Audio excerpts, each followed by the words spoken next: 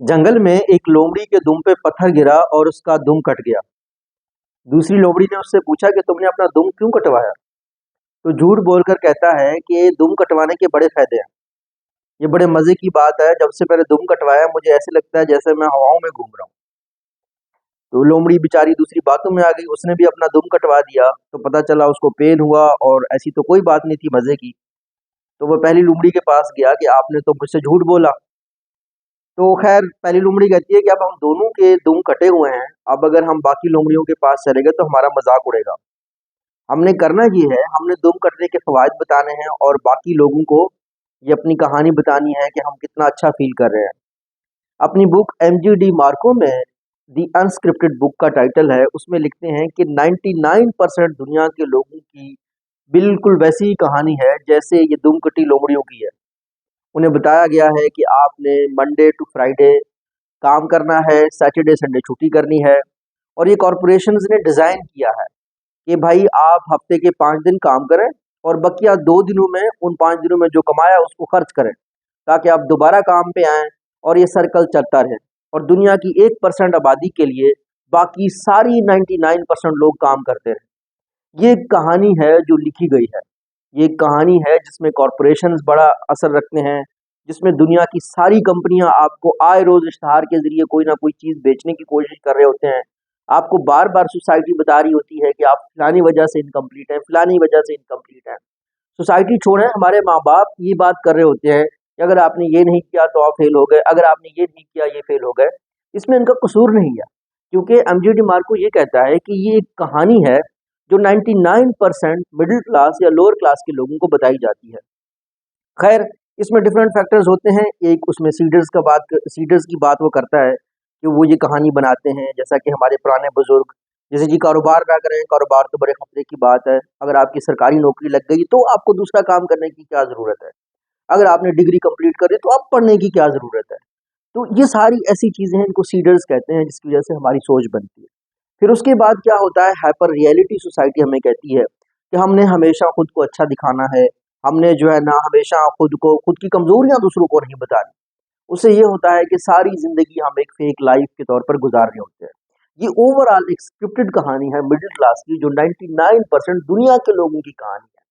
और उसके बाद एक मॉडल है जिसको अपनी बुक में एमजीडी मार्को बताता है, जिसमें एम से मुराद मेडियोक्रिटी है और ओ से मुराद ओबीडियंस है, कि आपने बिल्कुल लॉज को फॉलो करना है।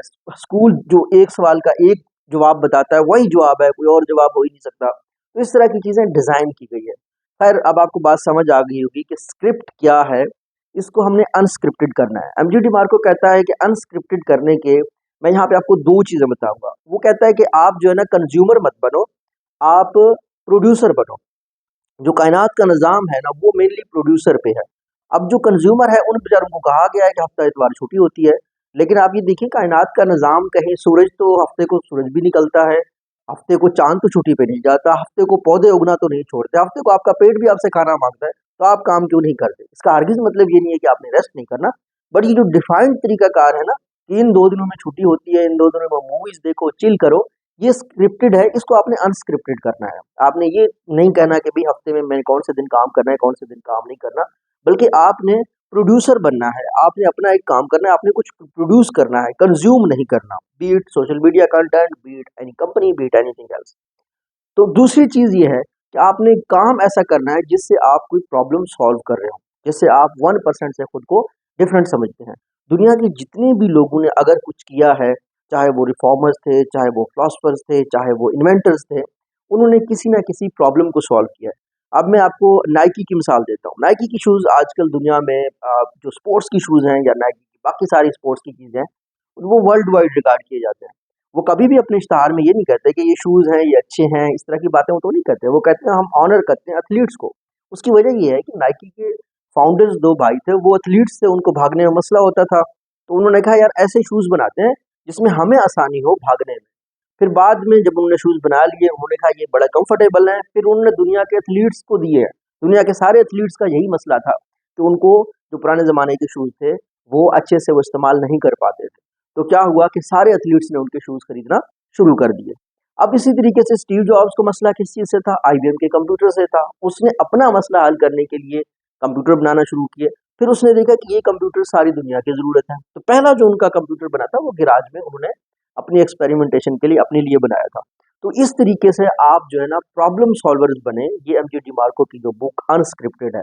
सो इसका हरगिज़ मतलब ये नहीं है कि आपने ऑल ऑफ सडन सोसाइटी को चैलेंज करना है, इसका हरगिज़ मतलब ये नहीं है कि एजुकेशन आपने नहीं लेनी, इसका मतलब सिर्फ ये है कि आपने एक सेट पैटर्न में अपनी कहानी नहीं देखनी। अगर आप यंग लोग हैं तो आप वीकेंड्स पे भी काम करें, अगर आप यंग लोग हैं तो आप जॉब के साथ-साथ कोई साइड बिज़नेस शुरू करें, अगर आप यंग लोग हैं आप एक ऐसा काम करें जो आपको फ्री करे। यानी आपने अगर आप फॉर एग्ज़ाम्पल कोई जॉब करते हैं और वो जॉब आपको पसंद है, आपको ऐसे लगता है जैसे वो आपका पैशन है, फिर उसमें कोई बुराई नहीं है, आप अपने शौक से काम कर रहे हैं। लेकिन अगर आपको अपनी जॉब बुरी लगती है, आप जो भी काम करते हो आपको बुरा लगता है, तो देन डेफिनिटली आपने कुछ ना कुछ चेंज करना है। और रिसेंट एक स्टडी हुई है गैलप की, उसके मुताबिक दुनिया के 85% लोग अपनी जॉब को पसंद नहीं करते। 75% लोग ये कहते हैं, मिडिल क्लास के वर्ल्ड वाइड लोग ये कहते हैं कि अगर वो 1 महीना काम करने पे नहीं गए, तो उनके पास अगले महीने के पैसे नहीं हैं। तो ये सारी एक स्क्रिप्टेड कहानी है, जिसके बेनिफिशियरीज़ ऑब्वियसली कॉर्पोरेट सेक्टर के लोग हैं, और इसको अनस्क्रिप्ट करने से आप भी एक चेन तोड़ सकते हैं जो नस्ल दर नस्ल चल रही है। अगर आप 9 टू 5 जॉब करते हैं, आप 60 पे रिटायर होते हैं, तो डेफिनिटली नई जनरेशन भी यही करेगी। और डेफिनेटली एट द 60 जो आप अर्न करते हैं, 90% ऑफ द लोग जितना भी सेव करते हैं वो 60 के बाद की बीमारियों में लग जाते हैं। So there will be no enjoyment. If you want to enjoy, if you want to do something, do it before 40 so that there is something you can enjoy, you can get unscripted, you can write your own story. Otherwise 99% लोगों की story में कोई खास बात नहीं है। मतलब एक एवरेज इंसान है, पैदा हुआ, पढ़ा, जॉब की, रिटायर हुआ, बच्चे किए, डन।